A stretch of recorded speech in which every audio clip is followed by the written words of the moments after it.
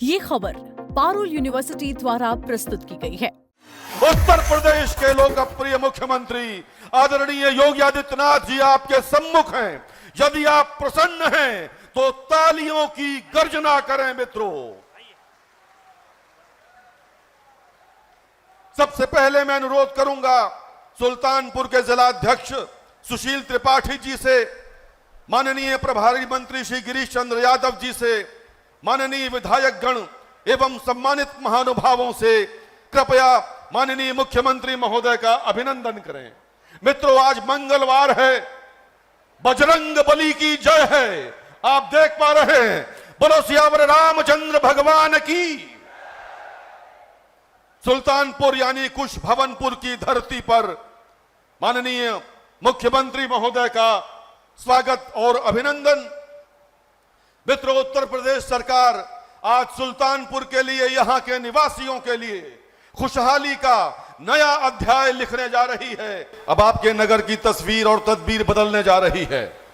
मैं माननीय मुख्यमंत्री महोदय से विनम्रतापूर्वक आग्रह करता हूं, कृपया बटन दबाकर विधानसभा सुल्तानपुर और विधानसभा इसौली की विभिन्न योजनाओं का लोकार्पण और शिलान्यास करने की कृपा करें।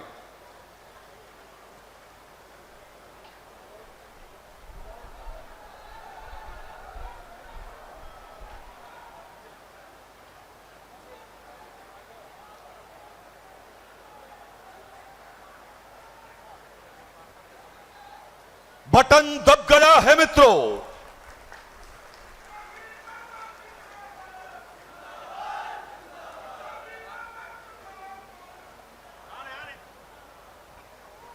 ऑडियो हो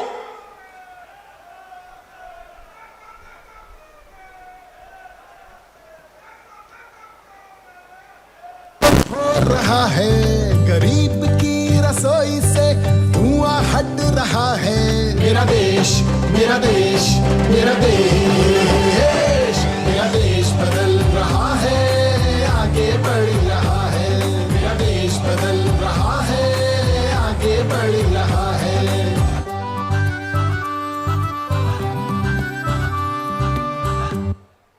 और अब देखते हैं सुल्तानपुर के विकास पर आधारित ये लघु फिल्म।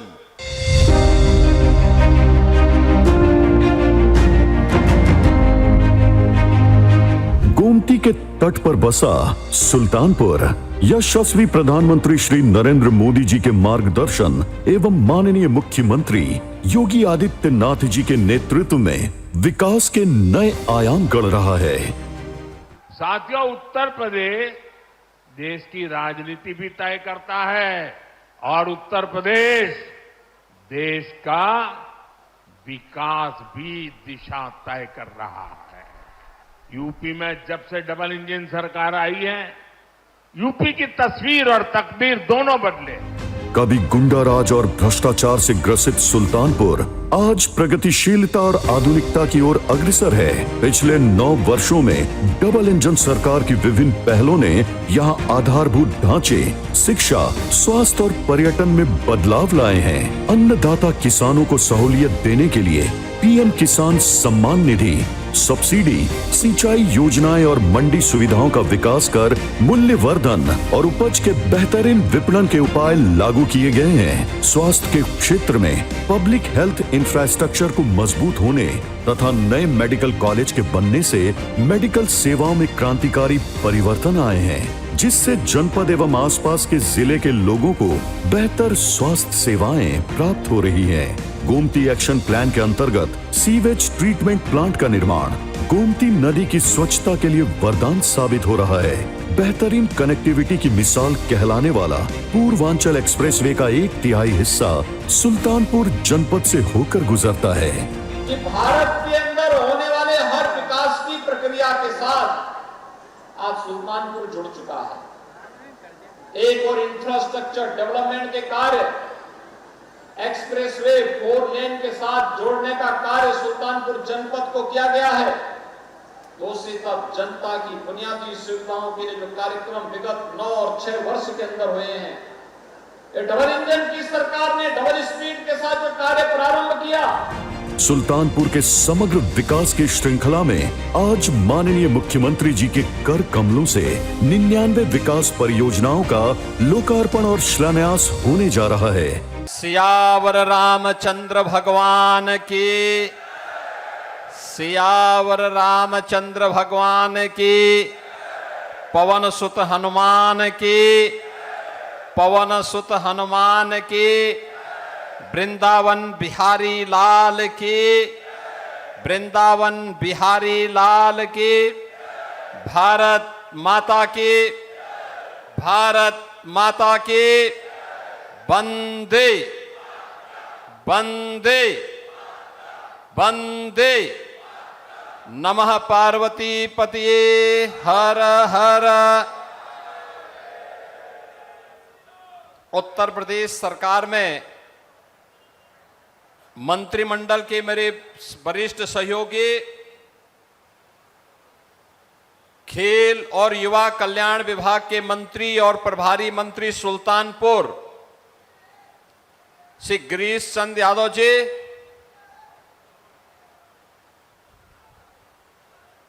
माननीय विधायक सुल्तानपुर श्री विनोद सिंह जी, माननीय विधायक गण श्री राज प्रसाद उपाध्याय जी, सीताराम वर्मा जी, राजेश गौतम जी, सुरेश पासी जी, विधान परिषद सदस्य श्री शैलेंद्र प्रताप सिंह जी,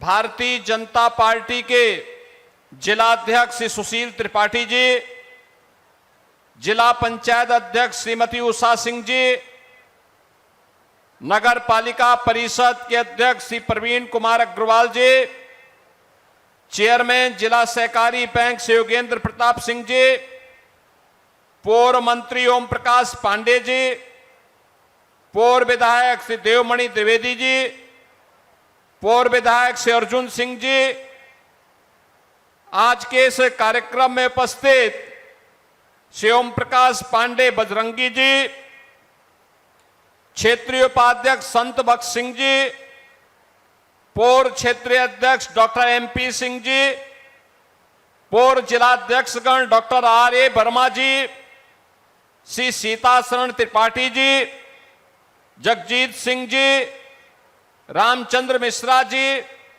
गिरीश नारायण सिंह जी, भारी संख्या में मौसम की प्रतिकूल परिस्थितियों के बावजूद आज के इस सुल्तानपुर और इसौली विधानसभा से जुड़े हुए विकास परियोजनाओं के साथ ही सुल्तानपुर को एक नई पहचान देने वाले इन परियोजनाओं के लोकार्पण और शिलान्यास कार्यक्रम में उपस्थित सुल्तानपुर के मेरे सभी बहनों और भाइयों, मैं सबसे पहले रामायण कालीन स्मृतियों से जुड़ी हुई इस पावन धरा को कोटि कोटि नमन करते हुए आप सभी का अभिनंदन करता हूं और 819 करोड़ रुपए की इन परियोजनाओं के लिए आप सभी को मैं बधाई देता हूं और आप सबके प्रति अपनी शुभकामनाएं भी व्यक्त करता हूं। बहनों और भाइयों, मैं सोच रहा था कि मुझे 15 जून के आसपास जाना चाहिए था सुल्तानपुर। तो लोग पूछ रहे थे क्यों, मैंने कहा मैं 15 जून के आसपास चला गया होता, आया होता तो कम से कम तब बारिश पड़ गई होती। आज देखिए मैं आया हूं तो सुबह से ही इंद्र भगवान भी बहुत प्रसन्न है, बहुत प्रसन्न है। विनोद सिंह जी को तो फुर्सत नहीं थी कार्यक्रम में बुलाने की, लेकिन राजेश गौतम मुझे बहुत बार कहते थे कि वहां आइए। मैंने कहा मैं आऊंगा एक बार, लेकिन सुल्तानपुर में मुझे आना था, एक बैठक भी लेनी थी नई कार्य योजना की। लेकिन आज हमारे इन सभी विधायकों ने, विनोद सिंह जी ने, यहां पे राज प्रसाद उपाध्याय जी ने, सीताराम वर्मा जी ने, राजेश गौतम जी ने, शैलेंद्र प्रताप सिंह जी ने, संगठन के पदाधिकारियों ने जो मेहनत की, जो परिश्रम किया, परिणाम आपके सामने है। सुल्तानपुर में भी अब अपना मेडिकल कॉलेज है, medical college Sultanpur. Nursing college की भी उसमें स्थापना हो रही, जिसका शिलान्यास भी आज हो रहा है। बहन और भाइयों, यही अंतर है, यही फर्क है, यही फर्क है। पिछली सरकारें हर जनपद में एक माफिया पालती थी और हम हर जिले में एक मेडिकल कॉलेज दे रहे हैं। पिछली सरकार हर जिले में और हर थाना क्षेत्र में अपना एक गुंडा पालती थी, जिससे वह गरीबों का शोषण कर सके, गरीबों की जमीनों पर कब्जा कर सके, राह चलती हुई बेटियों के पर छीटाकशी कर सके, व्यापारियों की छीना झपटी कर सके। अब नया उत्तर प्रदेश इसको स्वीकार नहीं करता। मुझे याद है इस सुल्तानपुर में 2017 के पहले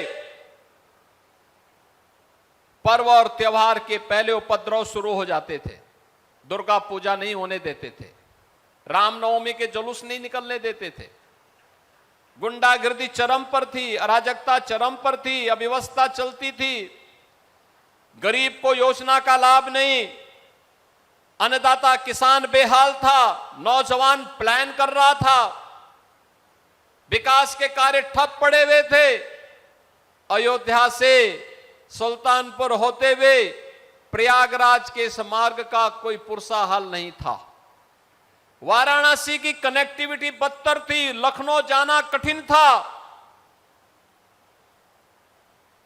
और आज तो पूर्वांचल एक्सप्रेसवे सुल्तानपुर होते हुए जा रहा है। आज अयोध्या 4 लेन के साथ जुड़ा हुआ है। 45 मिनट में अयोध्या एयरपोर्ट पर।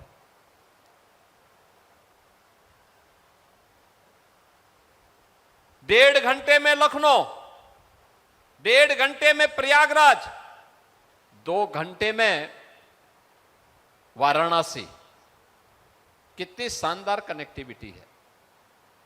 यानी 45 मिनट में इंटरनेशनल एयरपोर्ट पर आपकी पहुंच का मतलब दुनिया के बड़े बड़े विकसित देशों में कनेक्टिविटी एयरपोर्ट इतनी दूर होती है जितना सुल्तानपुर से अयोध्या इंटरनेशनल एयरपोर्ट की है।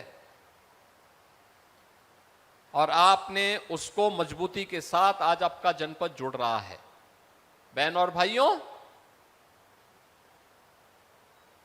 अच्छे लोग आप चुनते हैं तो अच्छे जनप्रतिनिधि चुन करके ही अच्छी सरकार बनाते हैं। अच्छी सरकार चुनती है तो सुरक्षा का माहौल खड़ा होता है। सुरक्षा का माहौल जब खड़ा होता है तो विकास भी होता है और आवागमन के लिए अच्छी सड़कें बनती हैं। ये अच्छी सड़कें केवल कनेक्टिविटी का आधार नहीं है, हमारी प्रगति का भी आधार बनता है। याद रखना, जितनी तेज गति होगी उतनी ही तेजी के साथ प्रगति होगी, और जितनी तेजी के साथ प्रगति होगी उतनी ही समृद्धि होगी।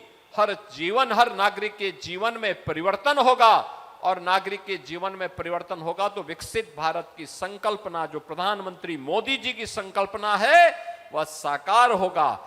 वह हर भारतीय के लिए गौरवशाली क्षण होगा। और उसी क्षण के लिए आपको जोड़ने के लिए आज मैं सुल्तानपुर में आया हूं।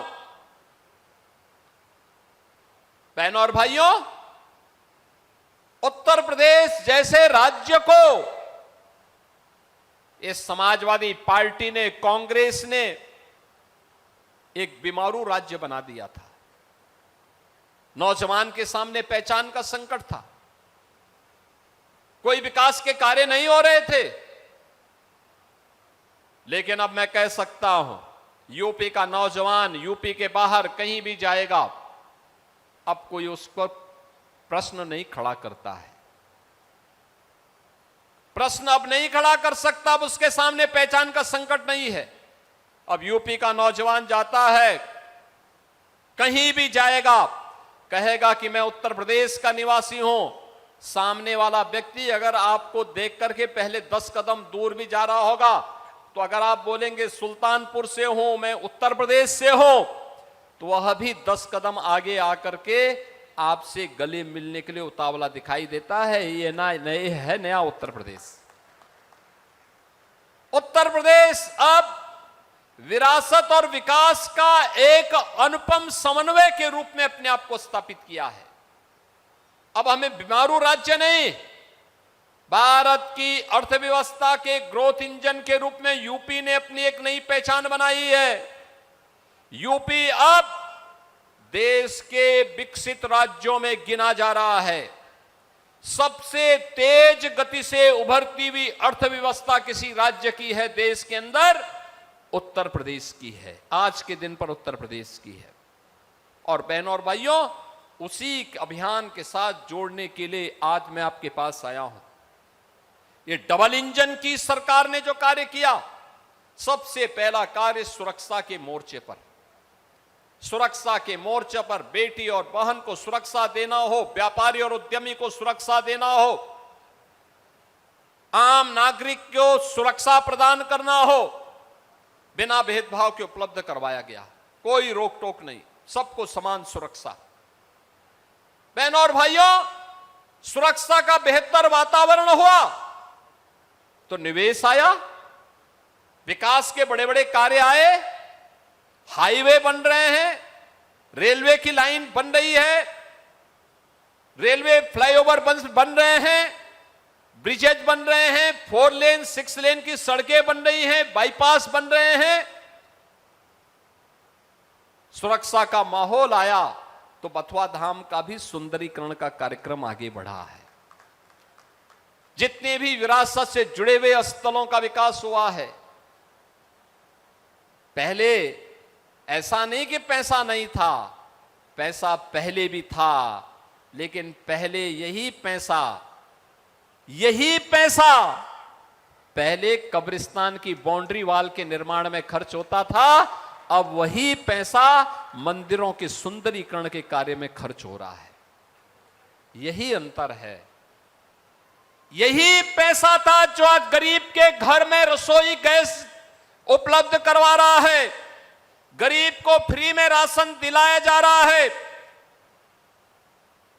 वही पैसा है जो से आयुष्मान की स्वास्थ्य सुविधा उपलब्ध करवा रहा है या गरीब के पक्के घर बना रहा है। यह पैसा वही है जो पैसा पहले चाचा भतीजे की जोड़ी डकैती डाल करके लूट लेती थी। याद करिए, उत्तर प्रदेश पुलिस में हमने जब गत वर्ष भर्ती की थी 60,244 नौजवानों की, सुल्तानपुर के भी सैकड़ों नौजवान भर्ती हुए थे। और नौजवानों के चेहरे की चमक को देखो ना। जब उनको नियुक्ति पत्र वितरण किया जा रहा था, मैंने पूछा उन लोगों से कैसा लग रहा है। उन्होंने कहा, साहब सपना साकार हो रहा है, विश्वास नहीं होता है कि हमें भी नौकरी मिल जाएगी, क्योंकि पिछली सरकारों ने इतनी गदर मचा रखी थी कि कोई भी ईमानदारी के साथ नियुक्ति नहीं हो पाती थी। लेकिन हमें भी लगता है कि बिना पैसे के अब यूपी में नौकरी पाई जा सकती है। उत्तर प्रदेश के अंदर ऐसे 9 लाख नौजवानों को पिछले 9 वर्ष में सरकारी नौकरी दी गई।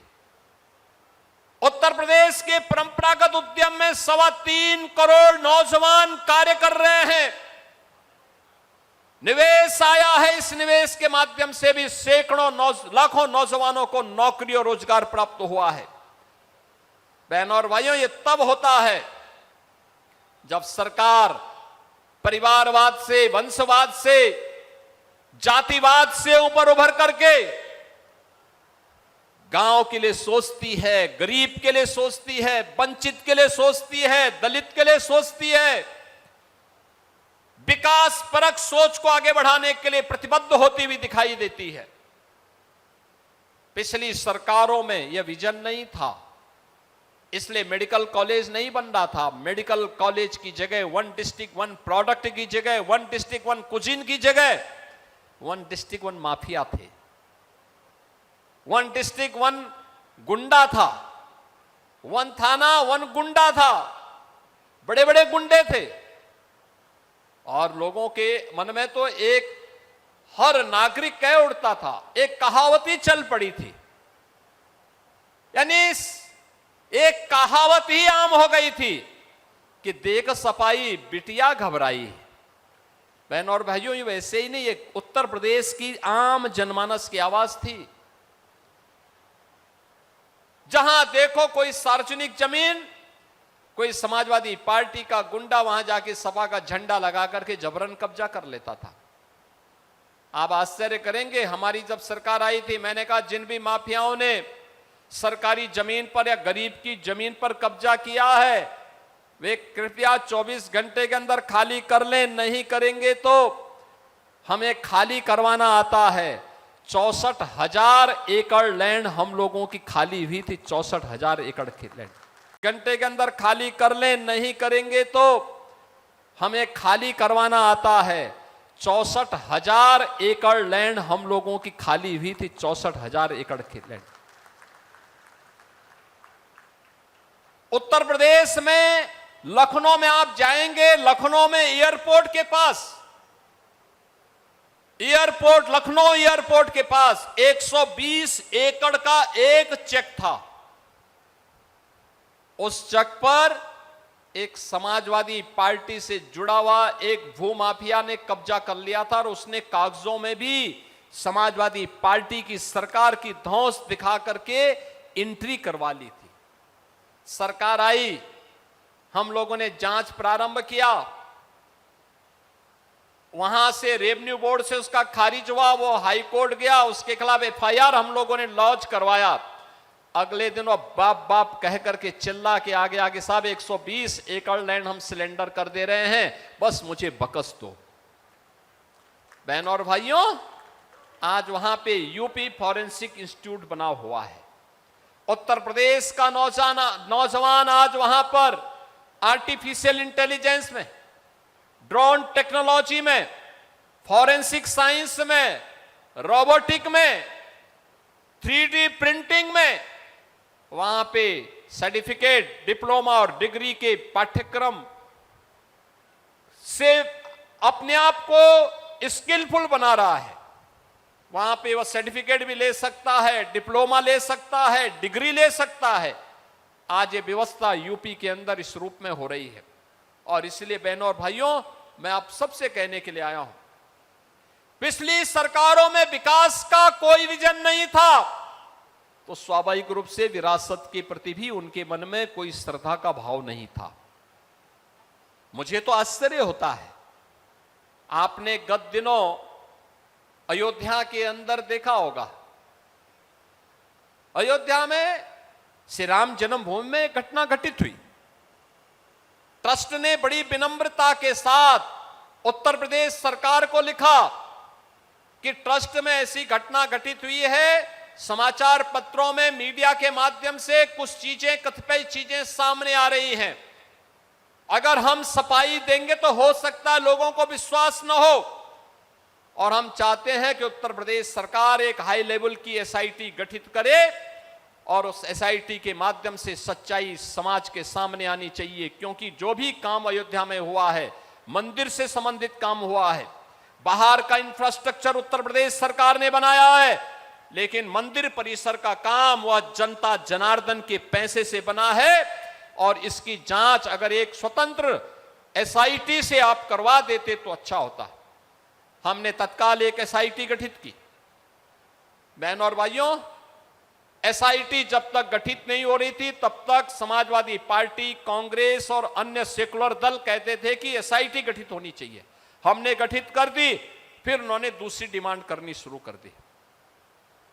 और उसके बाद पिछले 1 महीने से हम सबके पावन धाम अयोध्या को बदनाम करने के लिए समाजवादी पार्टी और कांग्रेस ने कैसे मुहिम चला रखी है, कैसे मुहिम चला रखी है। एसआईटी की प्रारंभिक रिपोर्ट आई, ट्रस्ट ने उस पर कार्रवाई करवाई, लेकिन कैसे एक एक को टारगेट किया जा रहा है, कैसे अयोध्या को टारगेट किया जा रहा है। कैसे राम जन्मभूमि को बदनाम किया जा रहा है, कैसे आस्था पर प्रहार करने का कार्य एक कांग्रेस, समाजवादी पार्टी और एक कथित सेकुलर दलों के द्वारा देश के अंदर एक नेगेटिव वातावरण बनाने का कुत्सित प्रयास हो रहा है। समाजवादी पार्टी के लोग कहते हैं कि अयोध्या में जो घटना घटित हुई, आस्था आहत हुई। अरे आस्था तो उसकी आहत हुई होगी जिसके मन में आस्था सचमुच थी। तुम कब से राम भक्त हो गए? अरे राम द्रोही जैसा आचरण जिन लोगों का रहा हो, जिन्होंने राम भक्तों पर लाठियां और गोलियां चलाई हो, जिन्होंने श्री राम के अस्तित्व पर ही प्रश्न खड़े किए हो, ये कौन सी आस्था की बात करते हैं? बाबरी ढांचा, गुलामी का ढांचा, बाबरी जैसा ढांचा जब हट रहा था, जो लोग उस समय बाबरी ढांचे के लिए घड़ियाली आंसू बहा रहे थे और जो मंदिरों के विकास में लगने वाले पैसे को कब्रिस्तान की बाउंड्री वाल में खर्च करते थे, वे आज हमें आस्था के बारे में सिखाते हैं। वे आज आस्था के बारे में बता रहे हैं। यानी आस्था नहीं है, आस्था के नाम पर हिंदू धर्म संस्कृति पर, भारत की आस्था पर प्रहार करना इन लोगों की एक कुटिल चाल है। और इस कुटिल चाल में मैं इसीलिए कहता हूं, इस कुटिल चाल को देख करके अब गिरगिट भी शर्माने लग गया होगा कि चलो मुझसे भी तेज रंग बदलने वाली कोई एक नई प्रजाति आ गई है, वो समाजवादी पार्टी के रूप में या कांग्रेस के रूप में, जो कितनी तेजी के साथ रंग बदलती। कल तक एक बाबरी ढांचे के लिए आंसू बहा रहे थे, आज राम भक्तों की भावनाओं को आहत करने के लिए किस प्रकार के वक्तव्य देकर के अयोध्या धाम को बदनाम कर रहे हैं।